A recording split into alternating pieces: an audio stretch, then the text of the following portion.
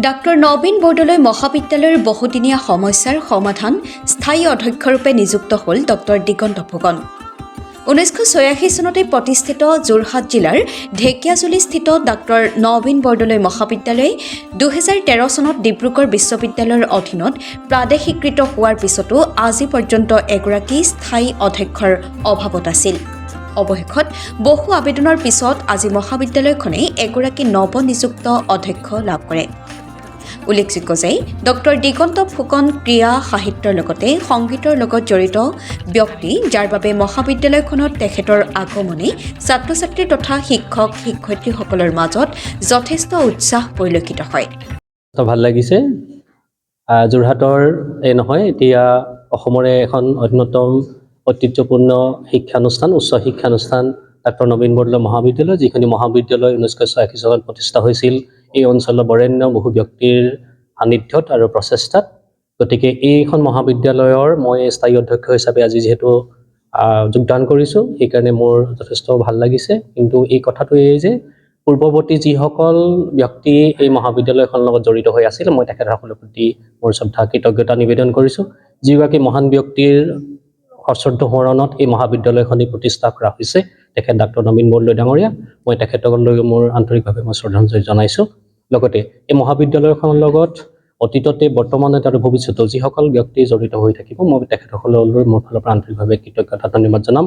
মোৰ অভিজ্ঞতাৰ ফালৰ পৰা মোৰ বিদ্যায়তনিক দিশ, মোৰ ক্ৰীড়া বা মোৰ সংগীত ইত্যাদি বিভিন্ন দিশৰ লগত মোৰ যিখিনি অভিজ্ঞতা হৈছে, সেই অভিজ্ঞতাখিনি লগত লৈ মই আগবাঢ়ি যাম। আৰু মই ভাবোঁ এনেদৰেই ডাক্তৰ নবীন বৰদলৈ মহাবিদ্যালয়খনিক মই অসমৰ ভিতৰত এখন অন্যতম শ্ৰেষ্ঠ মহাবিদ্যালয় হিচাপে প্ৰতিষ্ঠা কৰিবলৈ নিশ্চয় মই যত্ন কৰিম। ধন্যবাদ।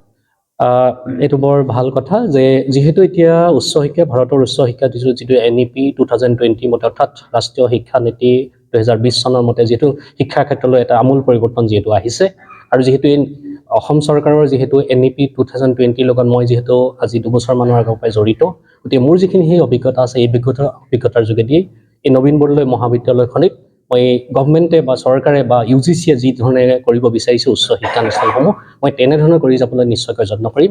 ইয়াত যিহেতু এতিয়ালৈকে 8টা মূল পাঠ্যক্ৰম আছে, বিষয়ৰ ওপৰত এটা পাঠদান হয়, কিন্তু তাৰ উপৰি আৰু কি ধৰণৰ আমি স্কিল, যিহেতু এতিয়া দক্ষতাৰ ওপৰত যথেষ্ট পৰিমাণে গুৰুত্ব প্ৰদান কৰা হৈছে, সেই দক্ষতাৰ ক্ষেত্ৰত নিশ্চয় মই যত্ন কৰিম। আৰু মোৰ এটা অভিলাষ আছে, এটা সপোন আছে যে এই যোৰহাটৰ ঐতিহ্যমণ্ডিত ডাক্তৰ নবীন বৰদলৈ মহাবিদ্যালয়খনত মই এখন সেউজ পৰিৱেশৰ মাজত এখন ক্ৰীড়াৰ এখন হাব, যেনেকৈ বিদ্যায়তনিক থাকিব, তেনেকৈ ক্ৰীড়াৰ লগত মই যিহেতু জড়িত, ক্ৰীড়া আৰু সাংস্কৃতিক দিশৰ এখন হাব বা এখন ক্ষেত্ৰ হিচাপে প্ৰতিষ্ঠা কৰাৰ ক্ষেত্ৰত মই নিশ্চয়কৈ যত্ন কৰিম।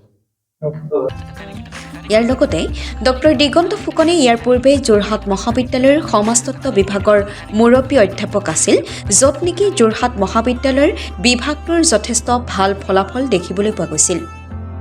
আজি ডাক্তৰ নবীন বৰদলৈ মহাবিদ্যালয়ৰ প্ৰেক্ষাগৃহত ডক্টৰ ফুকনক এখন বিশেষ আদৰণি সভা অনুষ্ঠিত কৰি সম্ভাষণ জ্ঞাপন কৰে।